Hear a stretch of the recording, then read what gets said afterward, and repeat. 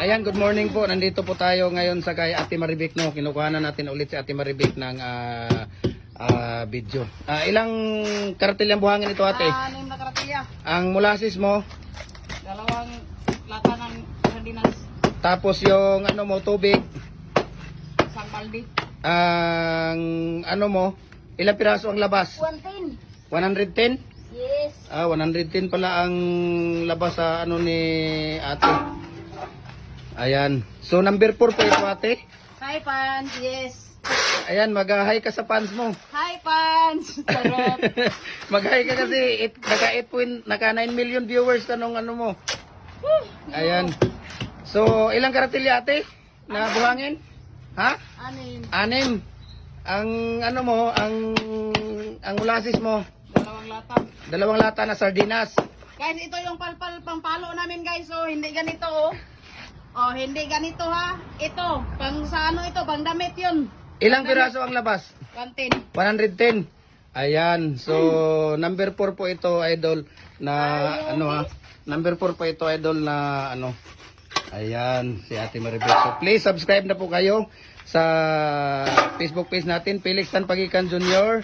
Hi, guys. At saka sa YouTube channel natin, Felix Tan Pagikan Jr. At sa Facebook page natin, Jim Hardware and Coco Lumber, Balulang Branch, saka Jim Hardware and Coco Lumber, Kanituan Branch. And thank you, guys. And maraming salamat po sa inyong lahat. Hi, Pans.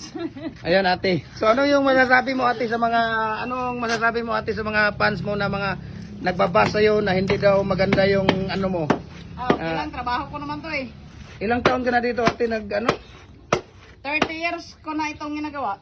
30 years? Yes. Tapos sabi nila, bakit nasaan daw yung asawa mo? Bakit daw hindi mo kasama? Ay, nandoon sa kabilang panig ng mundo, Charos. Nandoon sa ibang, ibang amo. Ibang pagawaan. Yes. Pero gumagawa din ng haloblak. Opo. Ayun. So gumagawa din pala ng haloblak yung ano ni Ate Maribik. Sa nagtatanong sa income ko dito, kunti lang. Magkano? Ay, ano lang, Ate? Yung per sack, Ate. Magkano nga per sack? 180. 180 ang bigay sa'yo ng per sack.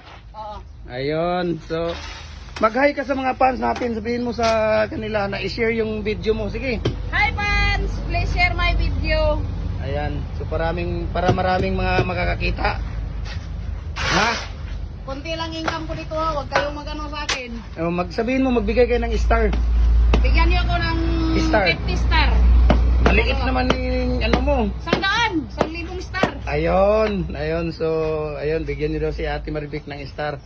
Yan, ibibigay din natin kay Ate Maribik yan yung ano. Ayun, yung gawa ni Ate Maribik. Ayun, katibay ng mga gawa ni Ate Maribik. Sabihin niyo na hindi maganda yung pagkakagawa niya. Ayan, so ayun, kita mo sa Ate Maribik, oh. Siksik na ni Kasi siksik ko, ha. kasing So ayan, Ate Maribik, oh. Kasi siksik ko itong trabaho ko. Ayan. Siksik sa buto. Ayan, no. Mayroon mo sa Ate Maribik.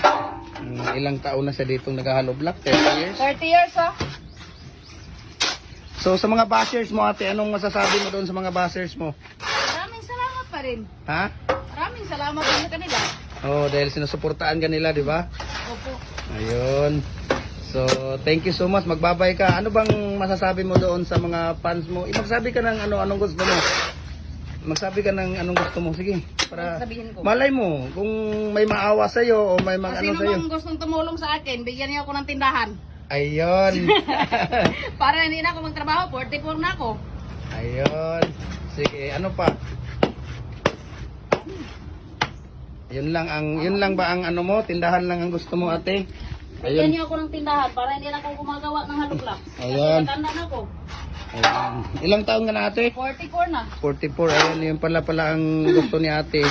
Wish niya na magkaroon siya ng tindahan para hindi na daw siya gumagawa ng haloblak. Ayan, i-post. Wish pa na star, 1,000 stars. Ayan, i-post natin to, Ate, para malay mo, taga ibang bansa, mga ibang marami na tayong para may at least may makakakita nito, malay mo kung ay tumulong sa iyo or ha. So, Ate, thank you so much, ha. And God bless. Bye-bye. Bye.